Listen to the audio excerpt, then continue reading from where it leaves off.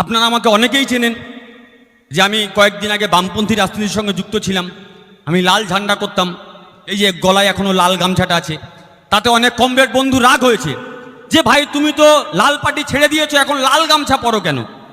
প্রথম কথা আমি বিনয়ের সঙ্গে বলি, লাল কারুর বাবার সম্পত্তি নয়। আমি এখনো মনে প্রাণে বিশ্বাস করি আমি বামপন্থী। কারণ এই কথাটা বললাম এই কারণে, তোমরা মুখে বামপন্থী রাজনীতির কথা বলো, তোমরা মুখে বামপন্থার কথা বলো, তোমরা গরিব খেটে খাওয়া মেহনতি মানুষের কথা বলো। আচ্ছা বুকে হাত দিয়ে বলুন তো, 34 বছর তো দেখেছেন এই সরকারকে। আমি 2008 সালের পর থেকে রাজনীতি করছি, খুব বেশি দিন রাজনীতি করিনি। এই গোটা সুন্দরবন জুড়ে, গোটা সুন্দরবন চত্বর জুড়ে, এই জুমাই নস্করের হাট থেকে শুরু করে কাকদ্বীপ, সাগর, পাথর, নামখানা, গোসাবা, বাসন্তী, উন্নয়নের কি চেহারা ছিল আর আজকের উন্নয়নের কি চেহারা? তুমি বামপন্থার কথা বলে যে গরিব মানুষগুলোর হাত ধরার কথা ছিল, যে এলাকায় যে লোকটা সিপিএম করেন, এলাকায় যে লোকটা আইএসএফ করেন, তাদের সঙ্গে আমাদের কোনো বিরোধ নেই, বিশ্বাস করুন। কিন্তু নিজের মনকে প্রশ্ন করুন, তোমাদেরকে সারা জীবন যারা গাছে তুলে ঝান্ডা বাজিয়েছে, আর আপনার দলের নেতারা বামপন্থার নাম করে লাখ লাখ টাকা চাঁদা তুলে নিজের ছেলেকে ইংলিশ মিডিয়াম স্কুলে পড়িয়েছে, আর তারপরে বিদেশে চাকরি করেছে, এটা বামপন্থা।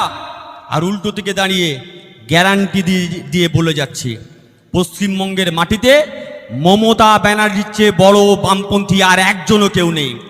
কেন? কারণ মমতা ব্যানার্জি একমাত্র মুখ্যমন্ত্রী গোটা বাংলার মাটিতে, যে গরিব খেটে খাওয়া মেহনতি মানুষ, যারা দিন আনে দিন খায়, যারা রিক্সা চালায়, ভ্যান চালায়, মজদুরি করে, লোকের বাড়িতে কাজ করে, একমাত্র মুখ্যমন্ত্রী পশ্চিমবঙ্গের মাটিতে মমতা ব্যানার্জি ওই মানুষগুলোর হাতকে শক্ত করে ধরেছে, বলেছে চিন্তা করো না, মা মাটি মানুষের সরকার তোমাদের পাশে আছে। সে লক্ষ্মীর ভাণ্ডার থেকে শুরু করে সমস্ত সমব্যথী পর্যন্ত। আমরা বলেছি আমাদের সরকার কি দিয়েছে? একজন সন্তান যখন মায়ের গর্ভে আসে, ওই গোলাপি আর বেগুনি রঙের শাড়ি পরা দিদিমণিরা বাড়িতে চলে যায়, যাই তো এখন ভ্যাকসিন নিয়ে চলে যায়, বলছে মায়ের গর্ভে আছে কিন্তু ভ্যাকসিনের প্রয়োজন। কোনো বাচ্চার অপুষ্টি হলে, কোনো মায়ের অপুষ্টি হলে এলাকায় এলাকায়, পঞ্চায়েতে পঞ্চায়েতে সাব সেন্টার তৈরি করা হয়েছে, ওষুধ নিয়ে দিদিমণিরা চলে যায়।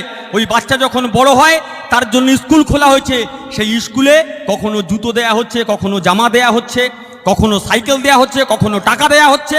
ওই বাচ্চা যখন আরেকটু বড় হচ্ছে, কখনো লোন দেয়া হচ্ছে, টাকা দেয়া হচ্ছে যাতে উচ্চশিক্ষায় শিক্ষিত হতে পারে। ওই বাচ্চা যখন আরেকটু বড় হচ্ছে, চাকরির জন্য আমাদের সরকার বলেছে তুমি বেকার ছেলে, তোমার বাবা দিনমজুর করে, তোমার বাবা ভ্যান চালায়, তোমার মা লোকের বাড়িতে কাজ করে, কিন্তু